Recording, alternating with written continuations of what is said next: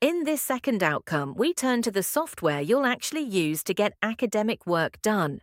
The real skill isn't mastering one program, but choosing the right tool for each job and making them work together. Think of the applications you use in higher education as a toolkit, each one suited to a different task. You'll work with word processors for writing, spreadsheets for numbers, presentation tools for talks, databases for structured data, and collaboration platforms for group work. This outcome is about evaluating those applications, presenting work with objects pulled in from different programs, and justifying the choices you make. Knowing which tool to reach for is what separates confident ICT users from the rest. Let's match each application to what it does best. A word processor like Microsoft Word or Google Docs is for essays and formatted reports. A spreadsheet such as Excel or Google Sheets handles numbers, charts, and calculations. And presentation software like PowerPoint is for slides. Databases like Microsoft Access Store and query structured records, while tools such as Teams or Google Workspace keep group work flowing. If you were building a budget, you'd open a spreadsheet, not a word processor. The golden rule is to match the task to the application, rather than forcing one tool to do everything.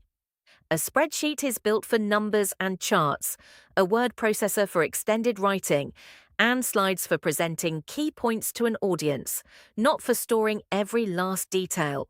When you evaluate applications, you're really weighing how well each one fits the job in front of you. Pick well, and the work becomes faster and clearer almost automatically. It's worth being precise about the categories. A word processor creates and formats text documents. A spreadsheet is a grid for calculations and data using formulae. And a presentation tool builds slides with text, images, and media. A database, or DBMS, stores and links structured records, while cloud collaboration tools let several people work on the same file at once. You've probably used most of these already, perhaps without naming them. Let's compare two word processors you're likely to meet.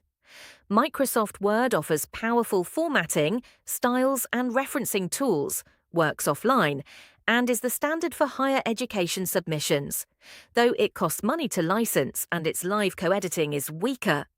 Google Docs, on the other hand, is free, saves to the cloud automatically, and is brilliant for real-time collaboration, but it has fewer advanced features and needs an internet connection. For a solo report, you might favor Word, while for a group draft, Docs often wins. Spreadsheets are where numbers really come alive. A tool like Excel handles budgets and data far better than a word processor, thanks to formulae, automatic recalculation, sorting, filtering, and charts. Functions such as sum, average, and IF do the sums instantly and update the moment your data changes. The catch is that they're not made for long written text, and a single mistake in a formula can quietly ripple through the whole sheet.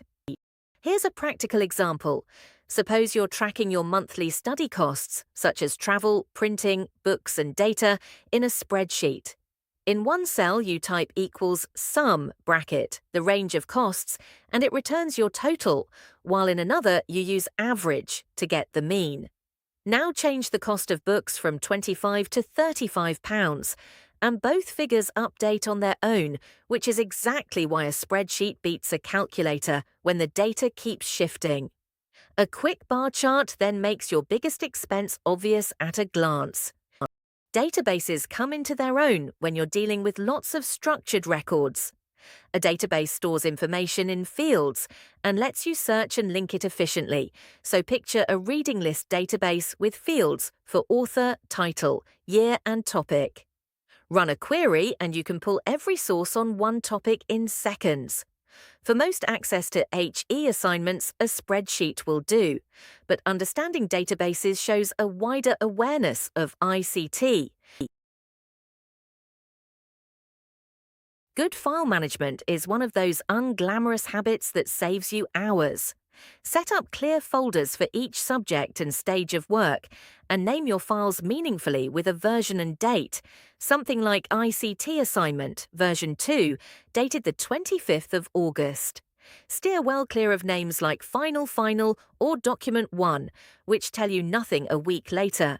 A tidy structure means you spend your time working, not hunting for the right file. There's a simple routine worth adopting. Organize your folders by subject and stage before you start. Name files clearly with versions and dates, and save as you go, keeping dated copies of your drafts. Then back up using the 3-2-1 rule, that's 3 copies on 2 devices, with one kept off-site in the cloud, and always check your files open in the format the college requires. Do this, and a crashed laptop becomes an inconvenience rather than a disaster. The built-in tools in your software are there to make documents clear, professional, and consistent. Styles and headings create structure and even generate an automatic contents page. Templates lock in consistent fonts, margins and spacing. And page layout tools handle numbering, headers and footers.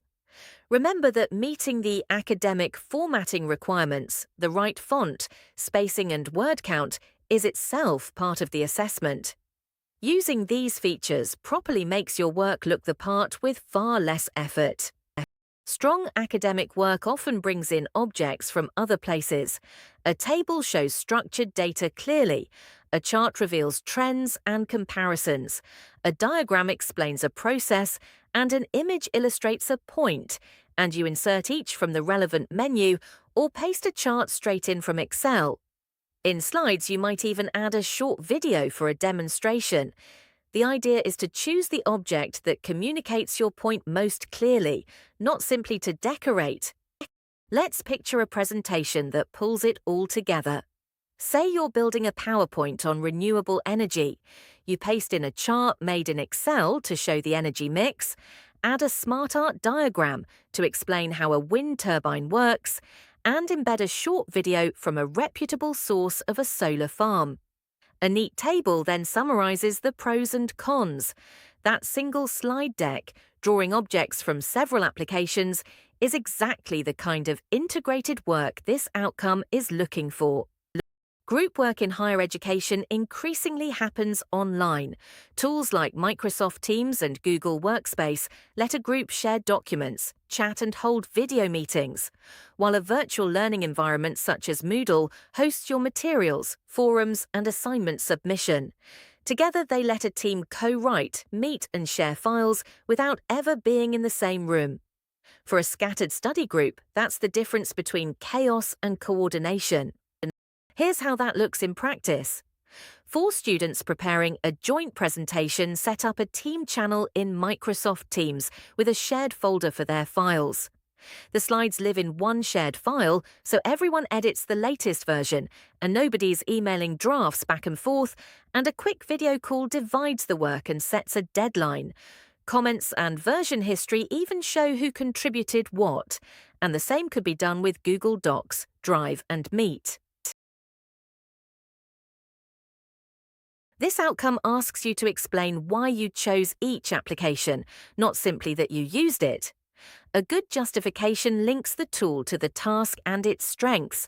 For instance, that you used Excel for survey results because it calculates totals and produces charts automatically, or PowerPoint to present because slides suit a spoken summary.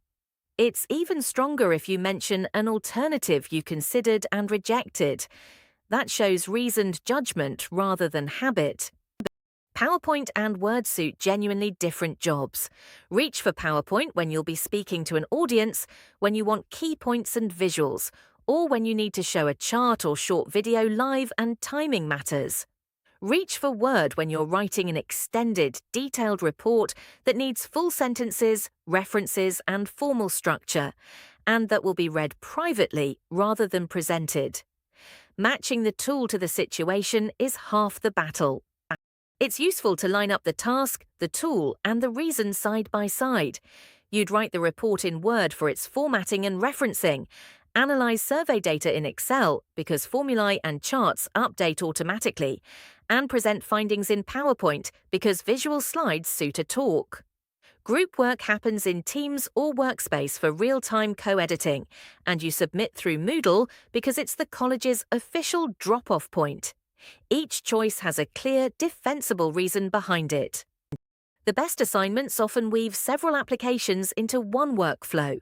You might research in a database, analyze in Excel, write up in Word, present in PowerPoint, collaborate in Teams, and finally submit on Moodle, with objects moving between them, like an Excel chart dropped into Word or a diagram into your slides.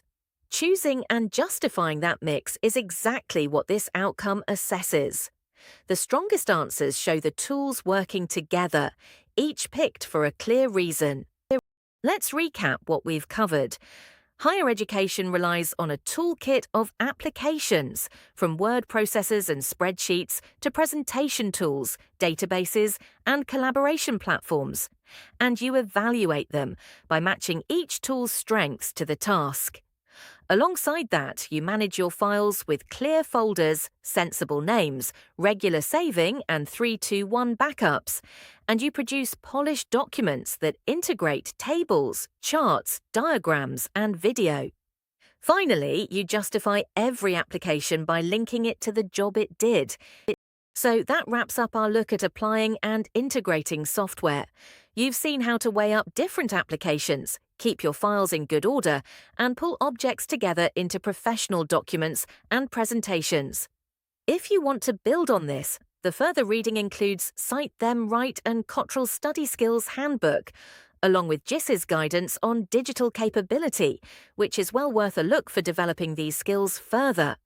The ebooks and journals on the unit's Moodle page go deeper still, and your tutor is there for anything that isn't clear.